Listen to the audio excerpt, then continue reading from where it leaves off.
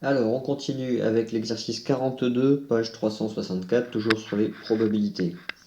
Alors, je vais lire l'énoncé. Donc, le nombre de clients qui se présentent en 5 minutes dans une station-service pour faire le plein est une variable aléatoire x dont voici la loi de probabilité. Donc, c'est le petit tableau qui est là. Première ligne, on a le nombre de clients, donc c'est 0, 1, 2 ou 3. Et deuxième ligne, c'est la probabilité. Donc, si c'est 0, c'est la probabilité de 0,1, 0,3, 0,4 et 0,2. Alors, ce qu'on peut tout de suite remarquer, c'est que si on fait la somme de ces quatre probabilités, c'est-à-dire 0,1 plus 0,3 plus 0,4 plus 0,2, on trouve 1. Et on doit trouver 1. Ça veut dire qu'on a bien décrit toutes les possibilités dans notre tableau. Ensuite, on nous dit dans cette station-service, la probabilité qu'un client achète de l'essence est 0,3. Celle qu'il achète du gazole est 0,7. Le choix de chaque client est indépendant du choix des autres clients. Ce qui est logique. Hein. Si j'ai une voiture qui tourne à l'essence, je ne vais pas changer mon choix parce que un précédent client est passé ou pas. Donc ça paraît évident, mais on précise que les choix sont indépendants. Alors, on considère les événements suivants. Alors, l'événement C1, c'est en 5 minutes, un seul client se présente. L'événement C2, en 5 minutes, deux clients se présentent. Et ensuite, on a l'événement E. Alors celui-là, attention, en 5 minutes, un client et un seul achètent de l'essence. En 5 minutes, un client et un seul client achètent de l'essence. Ok. Alors, petit a, calculer la probabilité de C1 inter E. Alors, C1 inter E, on va relire ça. C1, ça veut dire en 5 minutes, un seul client se présente. Et E, ça veut dire en 5 minutes, un client et un seul client achètent de l'essence. Bon, donc ça veut dire que ma probabilité à calculer, ça veut dire en 5 minutes, j'ai un client qui s'est présenté.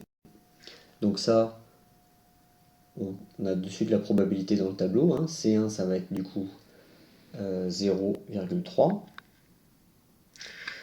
Et E, ce client qui s'est présenté, puisque là on sait qu'on est dans ce cas-là, il y a un client qui s'est présenté, et bien il a pris de l'essence. Donc la probabilité pour qu'il prenne de l'essence, c'est 0,3. Hein. Donc on va pouvoir écrire, alors on est ici, donc ma probabilité de C1 inter E, c'est la probabilité C1 ici, qui est en fait P de x égale 1, dans ma probabilité, multiplié par 0,3. Je n'ai pas d'expression littérale pour ça, j'ai mis directement 0,3. Donc P de x égale 1, c'est 0,3, fois 0,3, ça nous fait 0,09. Alors, ça c'était facile. Petit b. Petit b, on veut démontrer que la probabilité de E sachant C2 est égale à 0,42. Première chose. Et ensuite, on veut calculer P de C2 inter E. Désolé, c'est un peu flou. Alors, donc P de C2, pardon, P de E sachant C2. Alors, qu'est-ce que c'est que cette histoire-là? Donc déjà, qu'est-ce que c'est que C2? On revient sur C2. C2, c'est en 5 minutes, j'ai deux clients qui se présentent. Ok, j'ai deux clients qui vont passer l'un à la suite de l'autre ou en même temps, peu importe, ça ne change rien. Ils vont chacun faire leur choix, ils vont prendre essence ou gazole suivant leurs besoins. Donc là, ce qui peut être pas mal, si on a du mal à se représenter cette histoire-là, c'est de faire un petit arbre. Donc, nous, on veut savoir, on va se concentrer aussi sur la consigne, faut pas hésiter à la relire plusieurs fois. Donc, nous, on s'intéresse à ça. Donc, qu'est-ce que ça veut dire ça? P de E sachant C2. Alors, P de E, donc c'est la probabilité qu'un client et un seul achètent de l'essence, sachant C2, sachant qu'en 5 minutes, on a deux clients qui se sont présentés. Ok? Donc, on sait déjà qu'il y a deux clients qui se présentent. D'accord? Donc, on est dans l'univers de possibles, en fait, il est limité à ça. C'est-à-dire qu'en fait, la loi de probabilité ici, on ne s'en occupe pas pour calculer cette probabilité conditionnelle. La probabilité qu'on va calculer, elle est conditionnée au fait que on est déjà dans ce cas-là. On sait qu'on a déjà 2 clients. D'accord? Donc peu importe la probabilité du nombre de clients, on s'en fout, on sait qu'on en a 2. Et ce qui nous intéresse, c'est de regarder dans quel cas est-ce qu'on a un client et un seul client qui achète de l'essence. Alors on fait un petit arbre pour mettre les choses au clair. Ici. Donc, j'ai mon premier client qui vient, il va prendre soit de l'essence, soit du gazole. Ok, essence, probabilité 0,3, gazole 0,7. Ensuite, j'ai un deuxième client qui vient, il prend de l'essence ou du gazole avec, pareil, 0,3 et 0,7. Donc, en haut ici, si mon premier client prend de l'essence, le deuxième il prend de l'essence ou du gazole. Donc moi, ce qui m'intéresse, c'est qu'il y en ait un seul qui prenne de l'essence. Donc si je suis en haut, j'ai 2 fois essence, c'est pas bon. Donc c'est ici essence et gazole, j'ai un truc en rouge. Deuxième cas, mon premier client a pris du gazole, et donc j'ai un deuxième client, il prend essence ou gazole.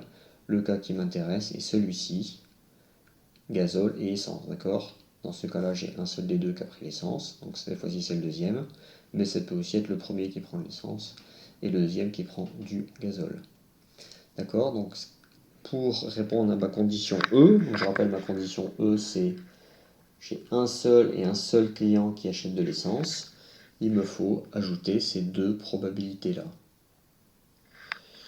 Alors, donc, on s'intéresse au cas où un seul client a pris de l'essence. Donc, P de E, sachant ces deux, ça va être la somme des deux. Ça va être 0,3 fois 0,7. Donc, ici, c'est le premier cas, essence d'abord et ensuite gazole, plus 0,7 fois 0,3. C'est le deuxième cas, ici gazole d'abord et ensuite essence. D'accord? Donc 7 fois 3, 21, fois 2, 0,42. 0,21 fois 2, 0,42. Ok? Donc ça, c'était la première partie de la question. Démontrer que P de E sachant C2 égale 0,42, ça on l'a fait. Et on veut calculer maintenant la probabilité de C2 inter E. Donc là, on va utiliser la formule des probabilités conditionnelles. Et on a, je l'ai mis en haut ici, donc P de E sachant C2, donc c'est celle qu'on vient de calculer, c'est égal à la probabilité de l'intersection de C2 inter E, divisé par P de C2. Ok, donc du coup, nous on cherche celle-ci. Donc on réécrit l'égalité sous la forme. Donc P de C2 inter E, c'est donc égal à P de E sachant C2 multiplié par P de C2. Et c'est quoi P de C2? C'est la probabilité pour que j'ai 2 clients dans les 5 minutes. Et donc ça, c'est lié à ma probabilité, à ma lot probabilité. Donc c'est P de x égale 2. Donc ici, j'ai 0,42 fois la probabilité qui correspond, qui est de 0,4. 0,42 fois 0,4, ça me donne 0,168. Voilà pour la deuxième question. Alors, petit c. Calculer la probabilité qu'en 5 minutes, un client et un seul achètent de l'essence. Donc c'est un petit peu comme le petit b en fait, hein. Donc c'est présenté d'une autre façon. Ça correspond ici. Non, pardon. C'est pas tout à fait pareil. Donc là, je veux savoir, dans tous les cas, je veux calculer P de E en fait. C'est ça que je veux P de E. D'accord? En 5 minutes, un client et un seul achètent de l'essence. D'accord? Donc ça, je ne peux pas le calculer directement. C'est pour ça qu'on a fait toutes les étapes avant. Alors, P de E, ça va être quoi en fait? Donc, on va revenir à notre loi de probabilité. Donc, je veux savoir quand est-ce que je vais avoir un client et un seul qui achètent de l'essence. Alors, j'ai plusieurs possibilités dans mes 5 minutes. Soit j'ai 0 clients qui viennent, bon voilà, ça fait 0. Soit j'ai un client qui vient et il peut éventuellement prendre de l'essence, donc c'est ce qu'on a calculé à la question 1. Soit j'en ai 2 qui viennent et ils peuvent prendre de l'essence ou pas, etc. Il y a plusieurs possibilités. C'est ce qu'on vient de calculer à la question B. Et j'ai encore un troisième cas. Qu'est-ce qui se passe quand j'ai 3 clients qui viennent? Alors, eh bien pour calculer notre P de E, en fait, il faut regarder chacun de ces cas. D'accord? Ça va être la somme des probabilités ici, quand j'ai un client, quand j'en ai deux ou quand j'en ai trois. Donc, le seul cas qu'on n'a pas étudié, c'est quand on en a trois. Donc, on va faire ça. Alors, donc j'appelle C3 l'événement qui dit que j'ai 3 clients en 5 minutes. On va calculer la probabilité conditionnelle pour que j'ai un seul client qui prenne de l'essence quand il y a 3 clients qui viennent. Donc ça correspond toujours à mon arbre ici. Donc là j'ai rajouté en vert les scénarios qui m'intéressent en plus. Alors j'ai donc alors j'ai pas mis tous les cas parce qu'ils sont pas tous intéressants. Donc ici premier cas essence, ben, j'en ai déjà plus de 1, j'en ai déjà 2, donc ça sert à rien d'en mettre un troisième client qui va prendre de l'essence. Moi je m'intéresse au cas où j'en ai un seul. Ici j'ai essence gazole, donc pour que je sois dans P de E, c'est-à-dire le cas où j'ai un seul qui prend de l'essence, il faut que le troisième prenne du gazole. D'accord? Ensuite ici gazole, essence, il faut que le troisième y prenne du gazole. Et en fait j'en ai une autre ici, gazole, je peux avoir un client en troisième qui prend de l'essence. Donc j'ai 3 possibilités. Je vais avoir essence, gazole, gazole, essence, gazole, et gazole, essence. Ok, donc on va ajouter ces 3 probabilités, ce qui va nous donner ici, je vais essayer de cadrer comme il faut. Voilà, P de E sachant ces 3, donc ça va être, ici j'ai essence, gazole, 0,3 fois 0,7 fois 0,7, plus gazole, essence, gazole, plus gazole, essence. D'accord? Donc ça me donne 3 fois le produit, 0,7 fois 0,3, ça me donne 0,441. Donc ça c'est un résultat intermédiaire. D'accord? À partir de ça, comme précédemment, je trouve la probabilité de l'intersection, donc probabilité de C3 inter E. Ok, donc ça c'est la probabilité pour que j'ai 3 clients et j'en ai un seul dans les 3 qui prend l'essence. Donc c'est plus une probabilité conditionnelle cette fois-ci. Donc je multiplie mon P de E sachant C3 par la probabilité pour que j'ai 3 clients. Donc celle-ci c'est 0,2, c'est ce que je trouve dans le tableau. Et ça me fait 0,0882. Il ne faut pas arrondir ici, il faut vraiment garder la valeur exacte quand on fait ce genre de calcul.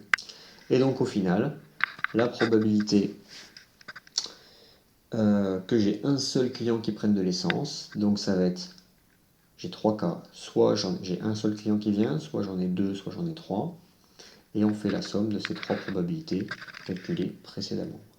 Et on trouve au final 0,3462. Et voilà pour cet exercice.